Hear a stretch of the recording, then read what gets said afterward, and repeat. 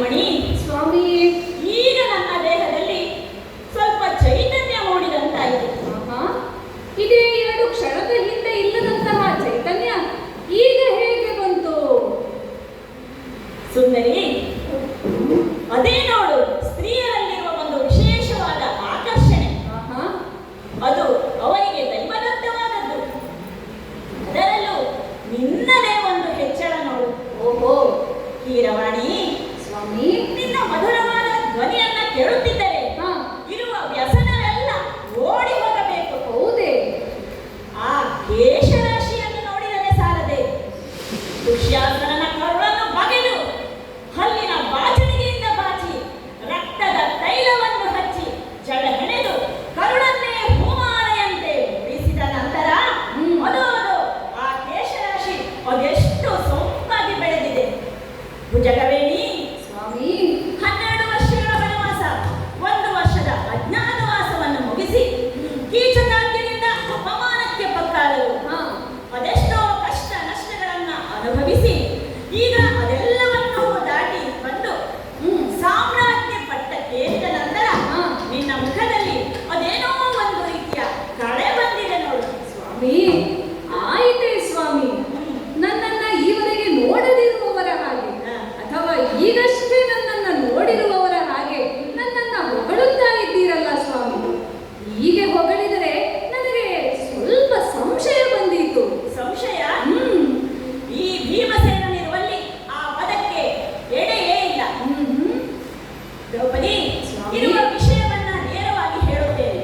ಹೇಳಿ. ನನಗೂ ತಮ್ಮ ಪಾರ್ಥನಿಗೂ ಕಲಹವಾಯಿತು. ಓಹೋ, ನನಗೆ ಕೋಪ ಬಂತು. ಅವಮಾನವೂ ಆಯಿತು. ಆ ಅವಮಾನವನ್ನು ತೀರಿಸಲು ನೀನೊಬ್ಬಳೇ ಸಮರ್ಥಳು ನೋಡು. ಈಗ ನಾನೇನು ಮಾಡಬೇಕು? ನೀನು ಆ ಪಾತ್ರನಲ್ಲಿ ಸಮರವನ್ನು ಕೊಡಬೇಕು.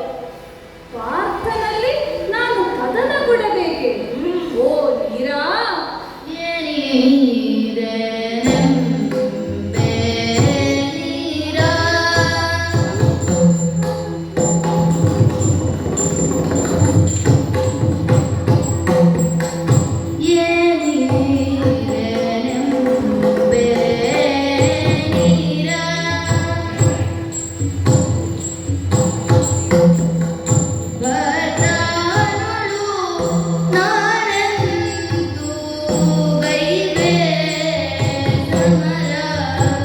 ಹೇಗೆ ಸ್ವಾಮಿ?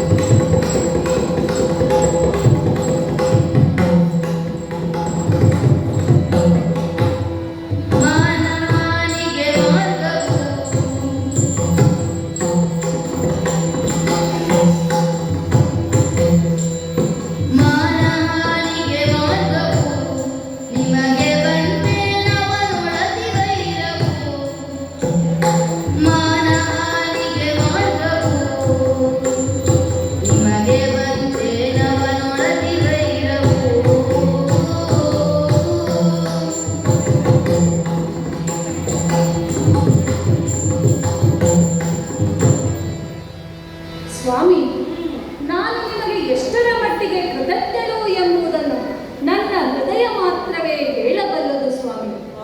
ದುಶ್ಯಾಸನ ದುರ್ಯೋಧನರ ವಧೆಯು ಈ ದ್ರೌಪದಿಯ ಹೆಂಡನ ಪಟ್ಟಂತಹ ಸಂಕಟಗಳಿಗೆ ಸರಿಯಾದ ಪ್ರತೀಕಾರವಾಗಿದೆ ಎಂದೇ ನಾನು ಭಾವಿಸಿಕೊಂಡವಳು ಸ್ವಾಮಿ. ಹಾಗಾಗಿ ನಿಮಗಾಗಿ ನನ್ನ ಪ್ರಾಣವನ್ನೇ ನೀಡೆಂದರೂ ಎಳ್ಳಷ್ಟು ಅಳುಕಿಲ್ಲದೆ ನಾನು ಈಗಲೇ ನೀಡಿಯೇನು. ಆದರೆ ನೀವೀಗ ನನ್ನಲ್ಲಿ ಹೇಳುತ್ತಿರುವುದಾದರೂ ಏನು? ನಾನೇನು ಮಾಡಬೇಕು? ಯಜ್ಞಸೇನಿ, ಸ್ವಾಮಿ, ನೀನು ನನಗಾಗಿ ಪ್ರಾಣವನ್ನು ಕೊಡಬೇಕಾ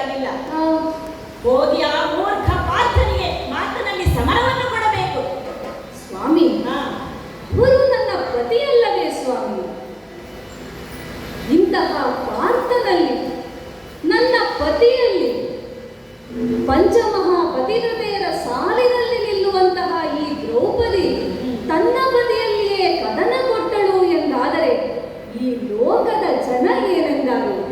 ಇದು ಮಾನಹಾನಿಗೆ ಮಾರ್ಗವಲ್ಲವೇ ಸ್ವಾಮಿ? ಹಾಗಾಗಿ ಅರ್ಜುನನನ್ನ ಉಳಿದು ಇನ್ನಾರಲ್ಲಿಯೇ ಕದನವನ್ನು ಕೊಡಿ ಎನ್ನಿ ನಾನೀಗಲೇ ಹೋಗುತ್ತೇನೆ.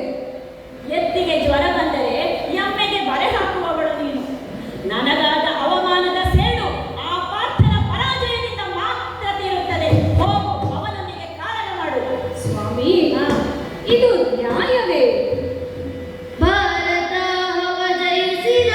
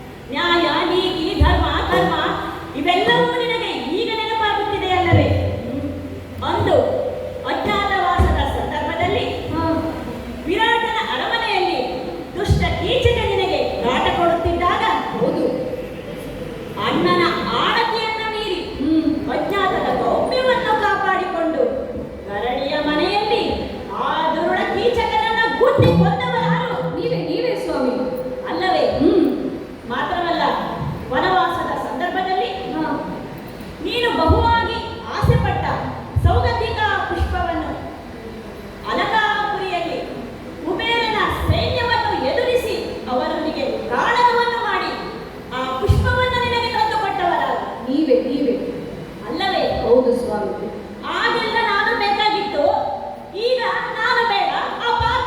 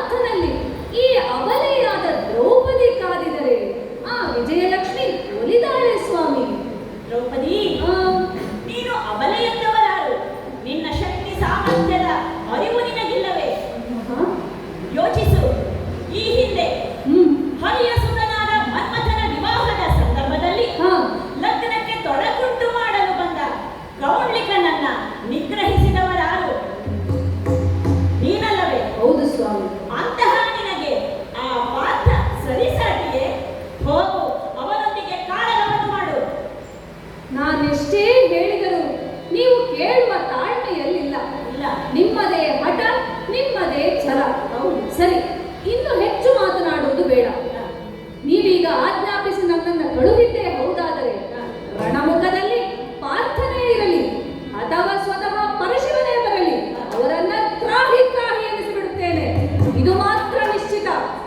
ಹಾ, ಈಗ ನೀನು ಅನಲ ಸಂಜಾತೆ, ನೀನು ಸಮರ ಕಲಿ ಪಾಂಚಾಲಿ. ಹೋಗು, ಸೂಕ್ತ ಶಸ್ತ್ರಾಸ್ತ್ರಗಳನ್ನು ಧರಿಸಿ ಸಮರ ರಂಗದಲ್ಲಿ ಅರ್ಜುನನನ್ನ ಸೋಲಿಸಿ ಅವನಿಗೆ ಸರಿಯಾದ ಪಾಠ ಕಲಿಸಿ ಬಾ. ಹಾಗೆಯೇ ಆಗಲಿ ಅಂತೆ. ಇದೋ ವೀರ ಕಸೆಯನ್ನು ತೊಟ್ಟು ಬೇಕಾದ ಅಸ್ತ್ರ ಶಸ್ತ್ರಗಳನ್ನ ಪೇರಿಸಿಕೊಂಡು